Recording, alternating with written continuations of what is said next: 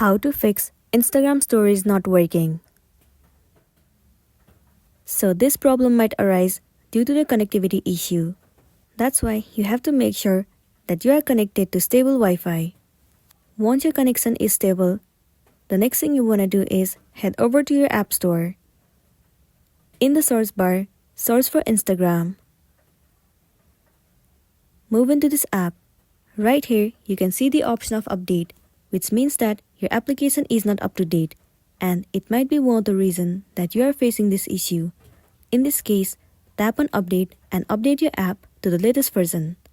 Once your application is up to date, now the next thing you can try doing is head over to the settings of your device. Move into General, and then head over to iPhone storage. Move into the application Instagram, tap on Offload app, and then once again click on Offload app. Offloading app means clearing the cache and the storage of the application. It might also solve the issue that you have been facing on Instagram. But if it doesn't work, then what you can try doing is uninstall the application and then reinstall it.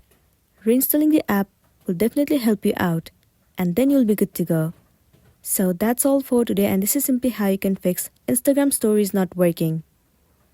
Make sure to smash the like button and consider subscribing if you found this video helpful. We'll see you in the next one.